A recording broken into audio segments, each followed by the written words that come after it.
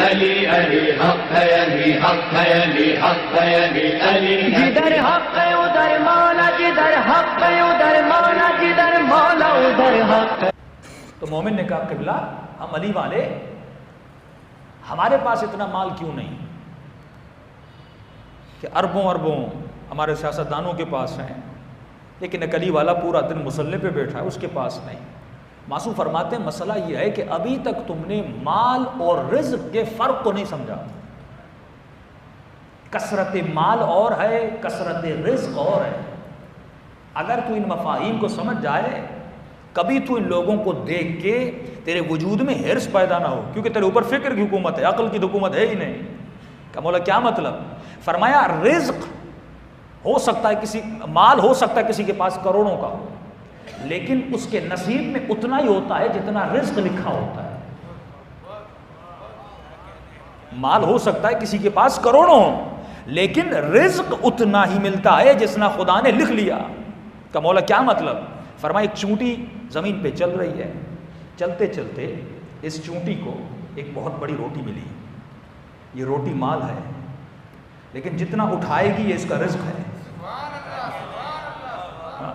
روٹی تو بہت بڑی ملی، محترمہ بے نظیر بھٹو کو بڑی بڑی روٹیاں تھیں، بڑا پیسہ تھا، لیکن دنیا سے گئیں تو رزق اتنا ہی تھا جتنا انہوں نے دنیا میں کھایا۔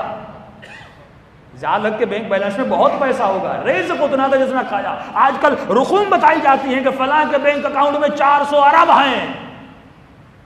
مولا فرماتے ہیں وہ اتنا کریم ہے، اس نے تمہارے جسم کو محدود، اس کو سمجھ، تو اتنا ہی اٹھاتا ہے جتنا اس نے تجھے محدود بنایا۔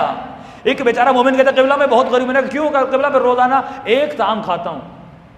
اچھا کہ فلاں مومن بڑا نصیب والا ہے، میں نے کہا کیوں؟ کہ اس کے سفرے پہ 15 آئٹم ہیں۔ مولا نے فرمایا کھائے گا اتنا ہی جتنا اس کو میدہ دیا۔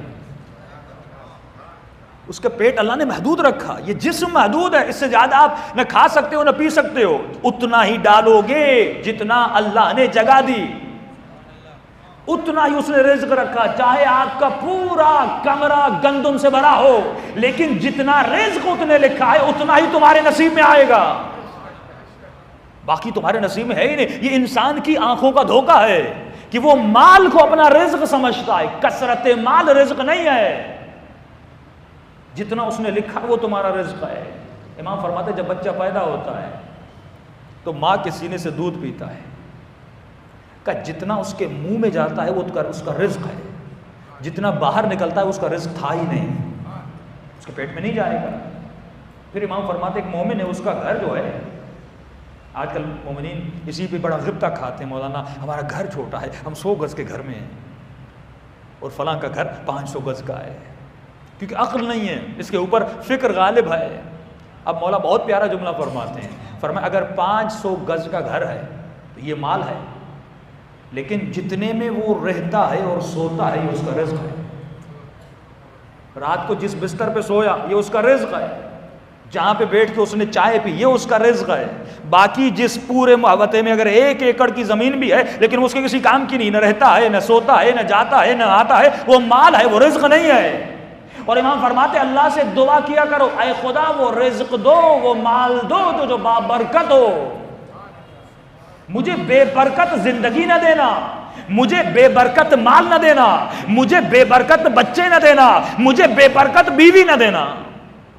امام حسن کی بیوی بڑی بے برکت، شوہر کو زہر دیا۔ فرمایا علی اصغر کی زندگی 6 مہینہ کتنی بابرکت زندگی ہے، صدیاں یاد کر رہے ہو جناب علی اصغر کو۔ فرمایا کربلا کتنی بابرکت تھی، حسین کی زندگی کتنی بابرکت ہے، اہل بیت کی زندگی کتنی بابرکت ہے۔ وہ تو 60 سال 40 سال 50 سال حسین، اہل بیت حسین اور ان کے دشمن جی کے چلے گئے، لیکن ان کی زندگی میں برکت کہاں ہے؟ آج جاؤ ان کی قبروں پر، نہ کوئی فاتحہ پڑھنے والا نہ کوئی یاد کرنے والا، لیکن ایک مومن تھوڑی سی زندگی گزار کے جائے، لیکن ایسے گزارے جیسے علی ابن ابی طالب نے بنائی، تو مولا فرماتے ہیں مرنے کے بعد بھی ہم اس کی زندگی کو بابرکت بنا دیتے ہیں، یعنی مرنے کے بعد بھی اس کو رزق مل رہا ہے۔ سبط جعفر صاحب زندگی بابرکت ہے کہ نہیں؟ اے مومن غبطہ کھائے بھائی، یہ کاش ایسی شاعری نہ کرتے، ایسا کریکٹر نہ رکھتے، نہ مرتے، شہید نہ ہوتے، تو اگر ایسے نہ بنتے تو تو آج ہر مجلس میں ان کو یاد کیا جا رہا ہے. یعنی جب خود تھے تو اپنے لیے ثواب کما رہے تھے، اب خود نہیں ہیں مومنین ان کو لیے ثواب بھیج رہے ہیں. یہ زندگی بابرکت ہے کہ نہیں؟ اسے کہتے ہیں زندگی بابرکت، اسے کہتے ہیں مال بابرکت، اسے کہتے ہیں عمر. دعا کرو اے خدا بچے دو تو بابرکت بچے دو. وہ بچے کس کام کے کہ 7 بیٹے بن جائیں لیکن ایک بیٹا بھی حسین کے کام نہ آئے، لیکن ایک بیٹا ہو جناب قاسم جیسا. یہ ہے زندگی بابرکت. ادھر مولا جدھر حق ادھر مولا جدھر مولا